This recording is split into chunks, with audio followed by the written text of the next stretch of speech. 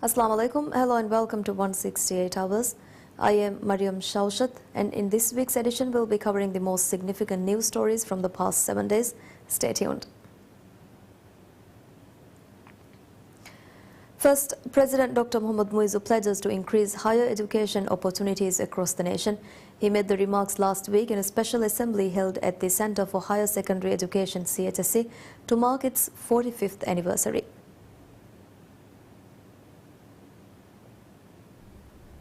Upon arrival at CHSE, President Dr. Muizzu received a warm welcome from the school management and the students.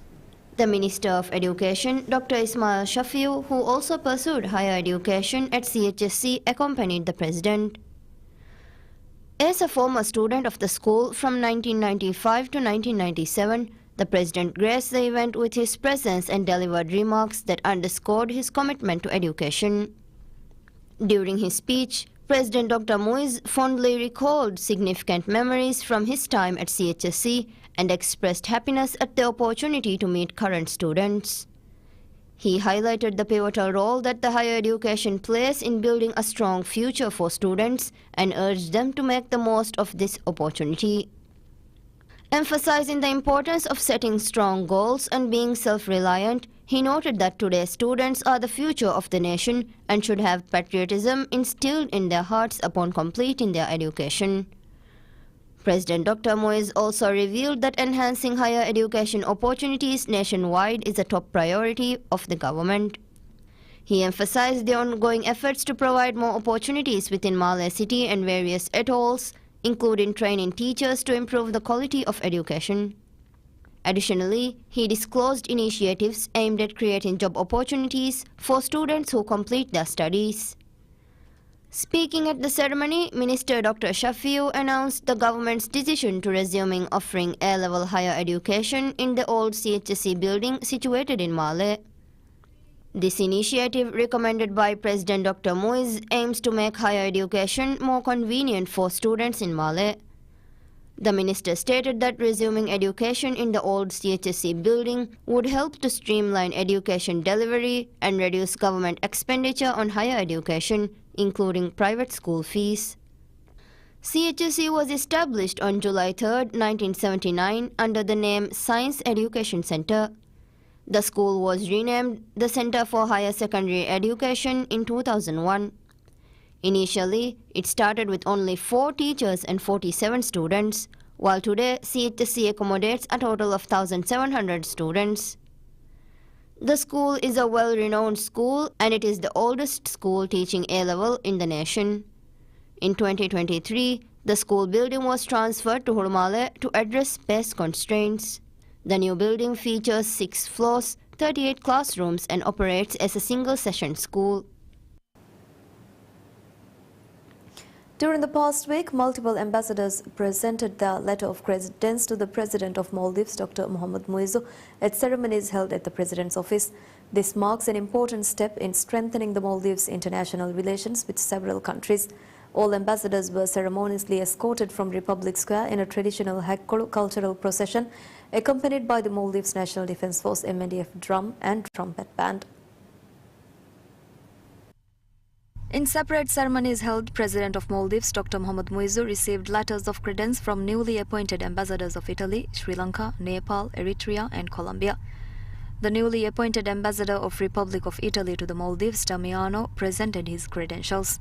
Ambassador Francovi and President Muizzu discussed enhancing cooperation, particularly in the tourism sector, climate change mitigation, marine research and health cooperation.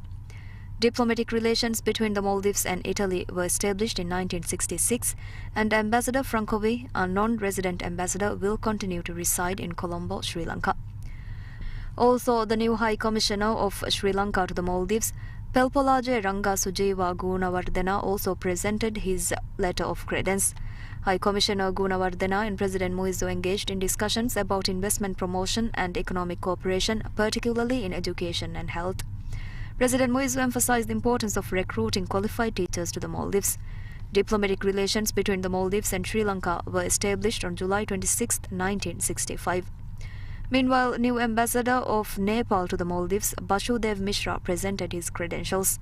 Ambassador Mishra and President Muizzu discussed enhancing relations, noting the significant Nepali workforce in the Maldives and the importance of Nepal's assistance in human resource development, particularly in the health sector. Diplomatic relations between the Maldives and Nepal were established on August 1, 1980. Ambassador Mishra is a non-resident ambassador residing in Colombo, Sri Lanka.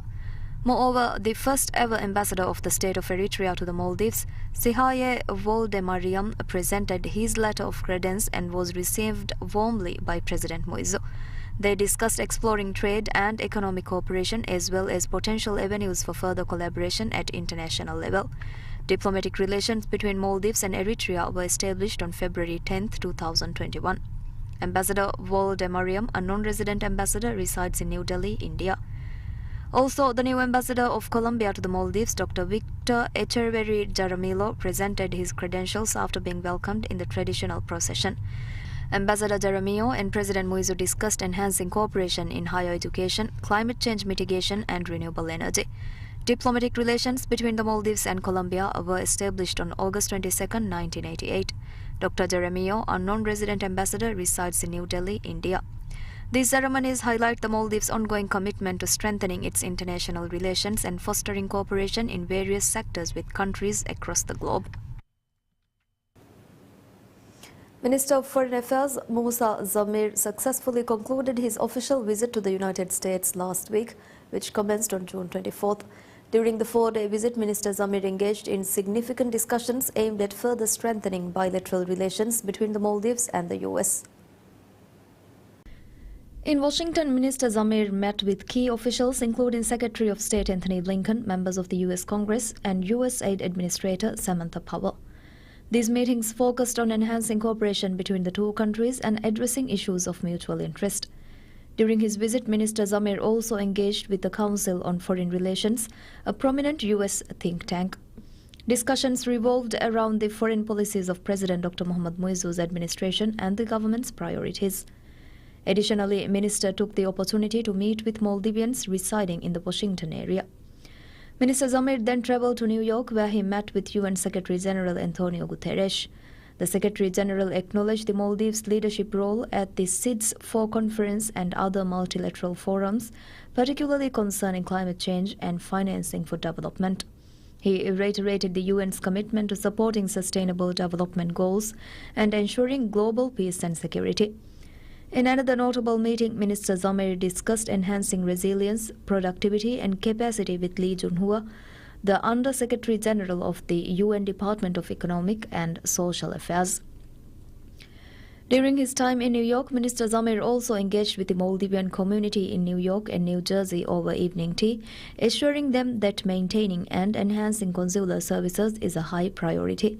He hosted a working lunch for tour operators and travel advisors based in New York, emphasizing the importance of promoting Maldives tourism in the U.S. market. Furthermore, Minister Zamir met with the ambassador of Palestine to the UN, Riyad Mansour, reiterating the Maldives' solidarity with Palestine and their right to self-determination. He called for an immediate end to the ongoing genocide in Gaza and expressed support for Palestine's admission as a full UN member. Minister Zamir's delegation included permanent representative of the Maldives to the UN, Ambassador Dr. Ali Nasir Mohammed, Secretary for Bilateral Affairs Dr. Hala Hamid, Senior Under-Secretary Hassan Hussein Shihab, and Second Secretary at the Permanent Mission of the Maldives to the UN, Naufar Rushdi.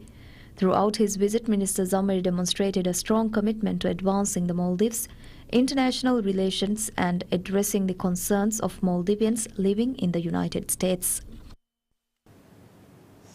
Ministry of Tourism decided to set up a special task force to reopen Shangri-La Resort and Spa, the largest resort in Addo City.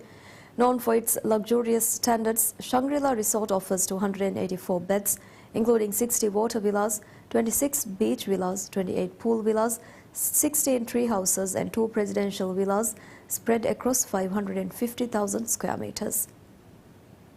The resort originally began operations with a 30% government stake and 70% ownership by Addo Investment Private Limited, a joint venture established to manage the property alongside the government. However, following its closure due to the global COVID-19 pandemic, the government relinquished its shares in August 2023. The closure resulted in significant job losses for many residents of Addu who are eagerly awaiting the resort's reopening. The Ministry of Tourism stated they convened with the management of Shangri-La hotels and the parliamentarians of the Addu city constituencies to establish a special task force dedicated to reopening the Shangri-La hotel in Addu. Minister of Tourism Ibrahim Faisal has emphasized that reopening Shangri-La Resort is a top priority for the government. He underscored the government's commitment to advancing the tourism industry in Addu city, noting ongoing discussions with China's Eastern Airlines to commence direct flight operations to the city. The minister stressed the necessity of increasing the bed capacity in Addu as the introduction of direct flights is expected to boost tourist arrivals. Maldives initiated discussions with Huawei Technologies of China to explore opportunities for leveraging technology in promoting decentralization. These discussions were held last week during Minister of Cities, Local Government and Public Work Adam Sharif Umar's visit to China to participate in the Global System for Mobile Communications (GSMA). GSMA, known for its association of individuals and companies involved in mobile phone manufacturing and development, hosted Minister Adam Sharif for talks with member companies and mobile operators. Minister Adam Sharif shared details of his discussions with GSMA and Huawei via social media, highlighting their focus on enhancing telecommunications infrastructure and advancing decentralization efforts in Maldives through technological support. The minister underscored the potential for GSMA and its member companies to contribute significantly to these initiatives. During his visit, Minister Adam Sharif also attended the Mobile World Congress, the premier conference for mobile networking professionals held annually in Shanghai, China. At the MWC, he participated in a roundtable meeting chaired by GSMA's regional leader for neighboring countries. These sessions included discussions on cybersecurity challenges posed by advances in artificial intelligence, strategies to mitigate these threats, and plans for developing digital cities. GSMA boasts a membership of over 750 mobile service providers and 400 companies engaged in mobile phone manufacturing and development globally. The organization plays a pivotal role in shaping global telecommunications standards and innovations, making it a key partner for countries like Maldives seeking to enhance their digital infrastructure and capabilities. Ministry of Fisheries and Ocean Resources opens applications for scholarships for individuals seeking higher education in fields related to fisheries. The scholarships are offered through a collaboration between government and the World Bank named Transforming Fisheries Management in Southwest Indian Ocean Region and the Maldives. There are several academic opportunities available in the field of marine science and related disciplines. These include one opportunity to earn a master's degree in marine science, two opportunities to earn a bachelor's degree in agriculture, and two opportunities to earn a bachelor's degree in marine science or marine biology. Additionally, an opportunity to earn a bachelor's degree in veterinary science. The ministry revealed that interested individuals must apply for the scholarships before September 1st. According to the eligibility criteria, individuals applying for the master's degree must have a bachelor's degree and at least 2 years of work experience related to the field. Meanwhile, individuals applying for the bachelor's degree must have earned a C in at least 5 subjects in GCE O-levels and a C in at least 3 A-level subjects. Additionally, the ministry affirmed that students selected for the scholarships will be provided with the necessary documentation to obtain acceptance from a university recognized by the Maldives Qualification Authority. The ministry has been making significant efforts to increase higher education opportunities within the field. Chief Executive Officer, CEO of National Social Protection Agency NSPA announces that Asanda has allocated a budget of $1.9 million for in vitro fertilization IVF treatment. NSPA has published the preliminary list of 37 couples who have been approved for IVF treatment under the first round of the Asanda scheme. This initiative, part of President Dr. Mohammad Muizzu's presidential pledge, aims to provide IVF treatment through the Asanda scheme. Within the first 14 weeks of his presidency, plans to offer IUI and IVF treatments were unveiled. The administration aims to assist 100 couples with IVF treatment through the Asanda scheme by the end of 2024. Speaking to PSMNEWS, Hina stated that the government has sought expert advice for this new initiative in the Maldives. She disclosed that a budget of $1.9 million was sent for the IVF treatment of 100 couples this year. She also highlighted ongoing efforts to establish an IVF fund to ensure the treatment's effective and sustainable provision. Arrangements have been made to provide IVF treatment within the Maldives or abroad. Hina affirmed that accommodation and meals for couples seeking treatment abroad or who need to travel to Mala City for treatment will be covered. ANSPA has released the list of applicants who sought assistance during this period. Out of the 153 applications received, 32 were deemed ineligible and 84 were incomplete. The agency will inform the 37 successful applicants of their treatment plans by July 30, 2024. Additionally, ANSPA has extended the deadline for submitting forms and documents to 2 p.m. on July 31, 2024. This extension allows those with incomplete applications or new applicants to apply for assistance. Individuals whose circumstances have changed are also encouraged to reapply by the extended deadline. ANSPA has also opened the opportunity to submit complaints regarding the published list. If necessary, a revised list will be issued on July 15, 2024. Most applicants were ineligible due to differences in body mass index (BMI) compared to the standard value. The agency also revealed some cases of incomplete smoking cessation duration. Parliamentarian for South Mafanu constituency Abdullah Rifau submits a new proposal to transition colleges to university status after 15 years of service. The proposal includes amendments to the Maldives Higher Education Act and aims to expand higher education opportunities within the nation. The current Higher Education Act stipulates that a college must operate for 20 years of uninterrupted service to be considered for university status. The proposed amendment seeks to shorten this period to 15 years. In addition to reducing the time frame, the proposal introduces a specific criteria for colleges seeking to achieve university status.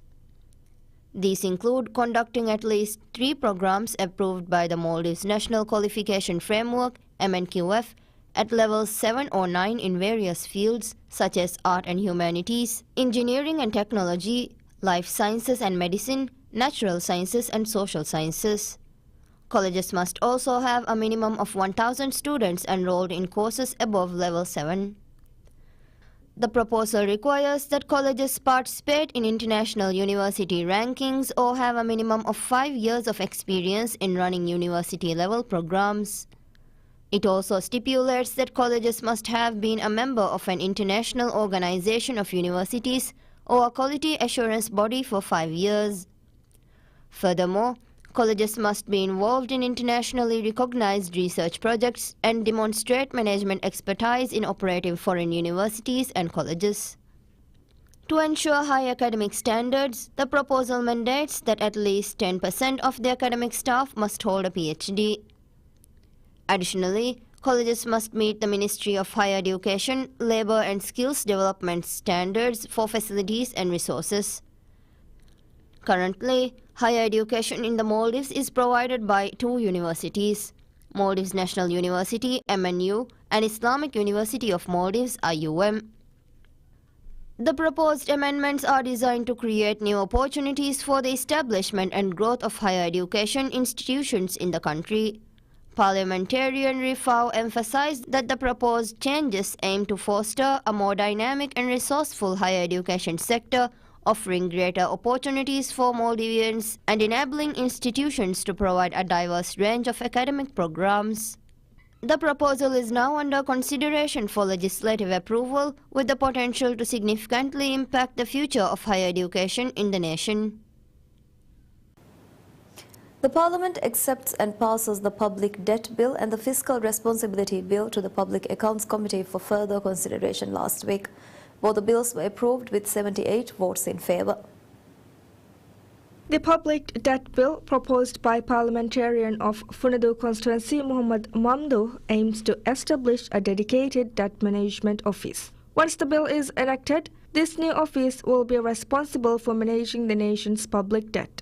The Debt Management Office is to be established within 6 months of the bill's passage into law. Under the bill, the responsibilities of the Debt Management Department of the Ministry of Finance will be transferred to this new office. The bill outlines regulations for public debt management, including rules for debt disclosure, reporting, and sovereign guarantees for debts incurred by councils and government-owned companies. The Fiscal Responsibility Bill, proposed by parliamentarian of Toulouse constituency Ibrahim Nassim, seeks to replace the Accountability for Public Expenditure Act with a new system of fiscal rules designed to ensure the public finances are managed in a sustainable, transparent, and accountable manner. The bill introduces measures for the state's fiscal policy and mandates the finance minister to formulate and publish a 5-year fiscal responsibility charter in the Gazette within 6 months of each presidential term. This charter must be based on established fiscal policy rules and aims to ensure that fiscal practices are both sustainable and transparent. The Public Accounts Committee will review the two bills and prepare them for further legislative processes. Advisor to the Minister of Finance, Ahmad Munawar, attributes the rise in state debt to the financial mismanagement of the previous administration. He made these comments during a program aired on PSMNEWS last week. Munawar noted the former government's greatest failure was its handling of the financial health of the state-owned enterprises, SOEs. He criticized the previous administration for increasing expenditures through poor staffing decisions, unmatched pay scales, and a lack of comprehensive project planning. Munawar highlighted that by the end of the previous administration, the government's deficit had reached $3.4 billion, translating to an annual shortfall of $649 million. He also pointed out that SOEs were operated at excessively high costs, resulting in their collective debt climbing from $2 billion at the end of 2022 to $6.4 billion by the conclusion of the former government's term. Additionally, Munawar revealed that the total national debt, encompassing both government and corporate debt, stood at $12.9 billion at the end of the previous administration. Munawar detailed how capital and subsidies paid to SOEs surged under the previous government, rising from around $32 million in 2018 to approximately $389.5 million annually over the past 5 years. He provided specific examples of SOE debt increases, as Fenaka Corporation's debt grew from $77.9 million in 2018 to $279 million by November 2023. During the same period, State Electric Company Limited Stelco saw its debt rise from $181.7 million to $246.7 million. Additionally, Island Aviation's debt escalated from $64.9 million to $259.7 million over the 5 years. Controller General of Immigration Mohammad Shamman declares expatriates operating on businesses without permits will be deported as per regulations. The Maldives Immigration has launched a joint operation in collaboration with the Maldives Police Service (MPS) to identify illegal immigrants across the nation. Under this operation, several immigrants have been brought to the custody of the Maldives Immigration. In a post shared on social media regarding the operation, Controller General Shaman revealed that several self-employed expatriates without valid permits and those involved in activities outside the permitted activities have been identified during the operations. He affirmed that illegal expatriates will be deported as per Maldives Immigration Act. Underscoring the commitment of President Dr. Mohammad Muiz to address the issue of illegal immigrants in the nation, Shamman stated that the immigration will ensure the fulfillment of this pledge responsibly. The current administration has been exerting efforts to resolve this issue. As such, the ongoing operations aim to identify and deport all illegal immigrants with no relevant documents. During the first day of the operation, several areas within the Greater Malay region have been investigated and approved. As such, MPS disclosed that they have observed some local markets and other areas as well. Under the operation, 50 immigrants who did not have the relevant documents are currently under the custody of the immigration. And that concludes this episode of 168 Hours. Hoping to see you again next week. Have a good night. Goodbye.